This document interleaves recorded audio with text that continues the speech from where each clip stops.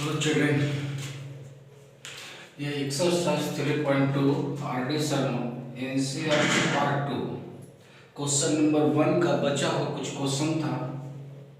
7 और 8 इसमें दिया हुआ है और 9th और 10th भी होगा। देखिए 1 का 7th में दिया हुआ है x + y = 4 और 2x - 3y = 3। इसको 1 और 2 इक्वेशन मान लिए। फिर x और y का जो वैल्यू है उसको हम लोग निकालते हैं। तो यहाँ x = 4 - y का वैल्यू 0 1 2 डालते हैं तो x का वैल्यू 4 3 2 आता है। ये हमारा फर्स्ट इक्वेशन का। सेकंड इक्वेशन में 2x = 3 + 3y हो जाएगा। x निकालेंगे तो 2 डिवाइड हो जाएगा।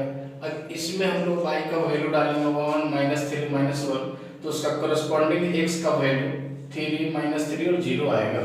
ये हमारा वैल्यू होगा। इन दोनों वैल्यू को एक ग्राफ में प्लॉट करते हैं। तो प्लॉट करने के बाद देखते हैं कि ये एक लाइन और ये लाइन एक दूसरे को क्रॉस कर रहा है। ये जो क्रॉस करने वाला जो पॉइंट हो गया यही इन से दोनों इक्वेशन का सॉल्यूशन हो गया। इंटरसेक्टिंग पॉइंट जो होता है उसका सॉल्यूशन होता है। इस तरह से कह सकते हैं कि इसका जो सॉल्यूशन हो गया 3 1 यानी x का वैल्यू 3 और y का वैल्यू 1, ये मेरा इसका सॉल्यूशन हो गया। उसी तरह से यहाँ 8 क्वेश्चंस है।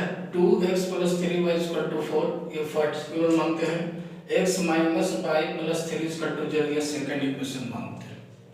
फ्रॉम फर्स्ट 2x निकालेंगे तो 4 - 3y यानी x = 4 - 3y/2 ये हमारा x का वैल्यू हो गया। उसमें करस्पॉन्डिंग पाई का वैल्यू अगर 1 2 -2 अगर हम डाल देते हैं तो उसका x का वैल्यू 2 - 1 और 5 आता है।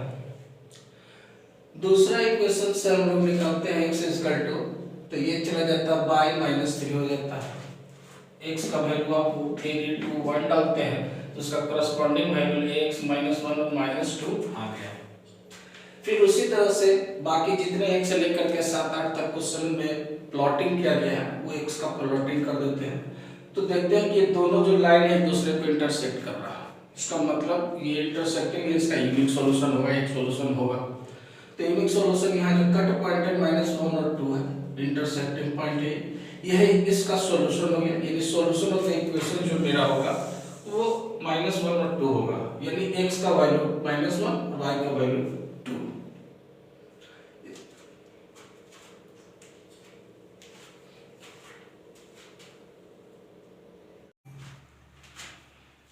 यहाँ 9th क्वेश्चन है 2x - 3y + 13 = 0 और 3x - 2y + 12 = 0। फर्स्ट और सेकंड बना दिया गया। फ्रॉम फर्स्ट से 2x = 3y - 13 इसमें है जो y का वैल्यू अगर 1 - 1 3 डालते हैं तो x का करस्पॉन्डिंग वैल्यू -1 -8 -2 आता है। सेकंड इक्वेशन से निकलते हैं 3x = 2y - 12 x = 2y - 12/13। अगर इसमें हम लोग y का वैल्यू 0 और 3 डालते हैं तो हम लोग को -4 और -2 आता है। इसको प्लॉट कर दिया गया ग्राफ में। तो इन दोनों का जो इंटरसेक्टिंग पॉइंट है हमारा ये वाला पॉइंट है जो इंटरसेक्टिंग पॉइंट है। मतलब इसका सॉल्यूशन जो होगा, सॉल्यूशन ऑफ द इक्वेशन जो होगा वो -2 और 13 होगा, क्योंकि ये दोनों पॉइंट पर इंटरसेक्ट कर रहा था इसलिए इसका सॉल्यूशन ही होगा। ये हमारा क्वेश्चन नंबर 10 तक था। 2 में 10 क्वेश्चन था, उसका क्वेश्चन था। ये 11 से शुरू होता है जो दूसरे टाइप का क्वेश्चन। उसमें लिखा हुआ है so graphically each one of the system has equations many solution. यानी ये इक्वेशन दिया हुआ है, हमको शो करना है कि ये इक्वेशन का जो सॉल्यूशन होगा वो मेनी सॉल्यूशन होगा। मेनी सॉल्यूशन का मतलब ये होता है कि दो अलग अलग इक्वेशंस रहेंगे लेकिन उसका वैल्यू बिल्कुल सेम रहेगा, दोनों का दोनों वैल्यू सेम रहेगा। सेम वैल्यू रहेगा। देखिए 2x + 3y = 6 यानी 2x = 6 - 3y। उससे हम लोग x का वैल्यू निकालना है तो 6 - 3y/2। अगर करस्पॉन्डिंग वैल्यू x का वैल्यू 3 0 डालते तो y का वैल्यू 2 और 3 आता है। फ्रॉम सेकंड से 4x - 12y - 6 लिखते हैं तो x = 12 - 6y/4। इसमें अगर करस्पॉन्डिंग वैल्यू x का 3 0 डालते तो y का वैल्यू 0 और 2 आता है। देखिए सेम टू सेम आया हुआ। जब इसको ग्राफ में प्लॉट करते हैं तो देखिए सारा का सारा पॉइंट एक ही जगह पर, एक ही ग्राफ बना है। पहला का भी पॉइंट देंगे तो वही आ जाएगा, दूसरा का भी पॉइंट देंगे तो वही आ जाएगा। मतलब ये दोनों दो ग्राफ का एक ही लाइन है। ये ध्यान दीजिएगा कि इसमें क्या है कि सभी में दो लाइन है, इसमें दो लाइन क्यों नहीं है, तो दोनों लाइन एक ही पॉइंट पर हो जाता है, इसलिए तो इसको बोला जाता है कि कोइंसिडेंस हो गया, मतलब दोनों कोइंसिडेंस हो गया।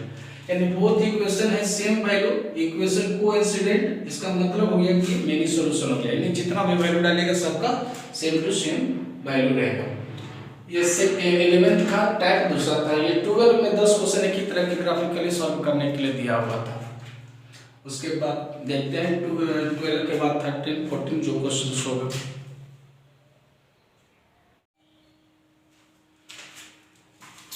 क्वेश्चन नंबर 12 है और 13, x minus 2y equal to 5, उसको फर्स्ट बना देते हैं। 3x minus 6y equal to 15 2 है। फ्रॉम फर्स्ट से x का वैल्यू 5 प्लस 2y, x और y का वैल्यू हम लोग डाल दिए। फ्रॉम सेकंड से 3x equal to 15 plus 6y, x equal to 15 plus 6y by 3, इसमें x और y का वैल्यू डाल दिए। डालने के बाद इस ग्राफ के अंदर प्लॉट कर देते हैं। सारा प्लॉट 5 0 3 माइनस 1 1 माइनस 2, ये और ये दोनों देखिएगा तो गौर से दोनों का सेम वैल्यू है, सेम वैल्यू है। तो सेम वैल्यू है, इसका मतलब एक ही ग्राफ एक ही लाइन खिंचाएगा, एक ही लाइन खींचा गया, इसका मतलब क्या था, कोइंसिडेंस हो गया। तो इसका मतलब इसका सॉल्यूशन क्या हो गया, सॉल्यूशन हो गया मेनी सॉल्यूशन हो गया, मेनी सॉल्यूशन हो गया। और कोइंसिडेंस है, ये कोइंसिडेंस लाइन से मतलब दोनों एक ही लाइन है, दो अलग अलग तरह के इक्वेशन जरूर दिया हुआ लेकिन एक ही लाइन बनेगा, एक ही ग्राफ, एक ही लाइन ग्राफ का बन गया। तो ये कोइंसिडेंस का लाइन हो गया। मेनी इसका मतलब है कि मेनी सॉल्यूशन का केस बन गया है। 13 में 3x plus y equal to 8, first equation उसको बना देते हैं। 6x plus 2y equal to 16 है, इसको सेकंड इक्वेशन बना देते हैं। फर्स्ट से हम लोग y equal to 8 minus 3x, इससे x और y का वैल्यू हम लोग डाल करके ये वैल्यू निकाल दिए। फ्रॉम सेकंड से 2y equal to 16 minus 6x, y equal to 16 minus 6x बटे 2, ये जो निकल के आएगा इसमें हम लोग x का वैल्यू डालेंगे तो ये एक इक्वेशन तैयार होगा। फिर गौर से देखते हैं कि इसमें x और y का जो वैल्यू इसमें डालें, पहले इक्वेशन में दोनों का वही वैल्यू आ रहा है, सेम टू सेम आ रहा है। इसका भी सारा प्लॉट पॉइंट को प्लॉट करते हैं 1 5 2 2 3 माइनस 1, तो दोनों का एक ही लाइन बन रहा है, एक ही ग्राफ तैयार हुआ।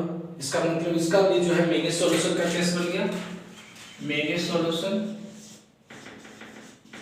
और ये जो लाइन है वो कोइंसिडेंस है, coincidence line, coincidence line, coincidence line से दोनों एक ही लाइन पे है। ग्राफिकली सॉल्यूशन इसका मेनी सॉल्यूशंस को